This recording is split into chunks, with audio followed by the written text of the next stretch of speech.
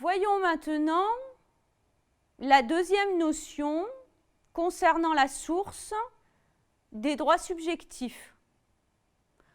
Nous avons vu les actes juridiques. Nous allons maintenant voir la notion de fait juridique. Le fait juridique est un événement ou un agissement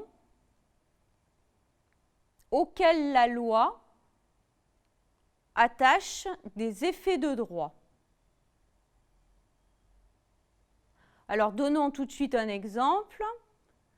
Si je bouscule une personne dans la rue et que ses lunettes tombent et se cassent, il s'agit d'un fait juridique. Les effets de droit ici sont que je dois réparer le dommage causé. En l'occurrence ici, réparer les lunettes cassées. Par ailleurs, nous avons tous une assurance responsabilité civile qui prend en charge ce type d'événement.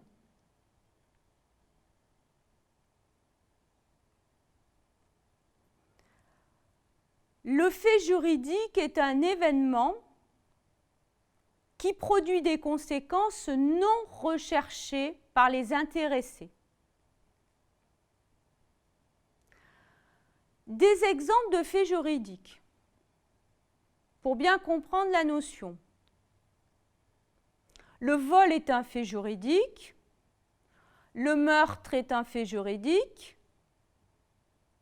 Lorsqu'un individu est responsable d'un accident, il s'agit d'un fait juridique. C'est l'article 1240 du Code civil qui précise qu'il y a une obligation de réparation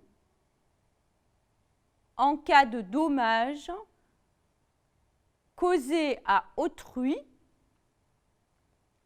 même s'il s'agit d'une négligence ou d'une imprudence. Lorsqu'une personne est responsable d'un accident, on parle de responsabilité extra-contractuelle qui peut donner lieu à des sanctions civiles, c'est-à-dire des dommages et intérêts,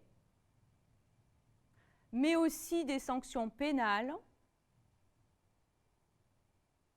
Il s'agit ici d'une amende ou une peine de prison, par exemple pour coups et blessures volontaires ou involontaires.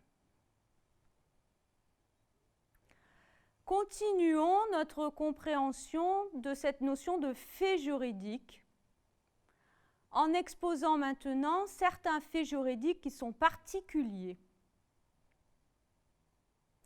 Première catégorie, les événements involontaires naturels sont des faits juridiques.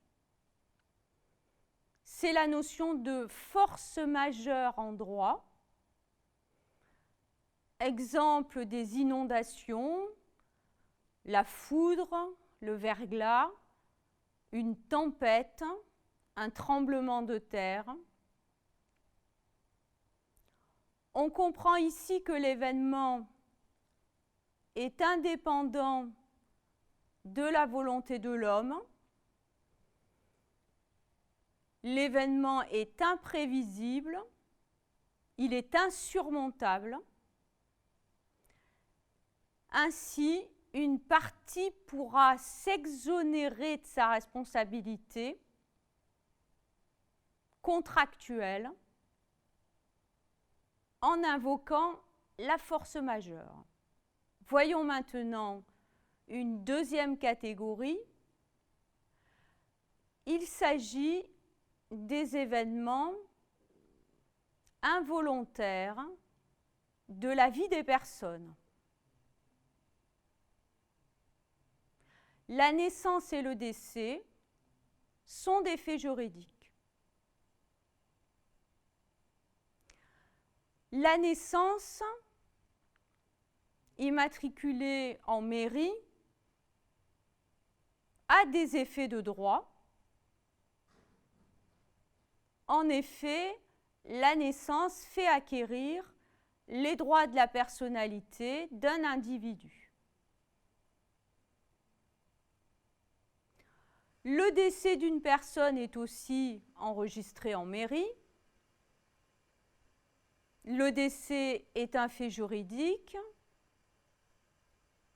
qui a des effets de droit.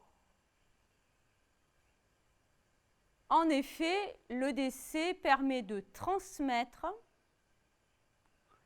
le patrimoine aux héritiers.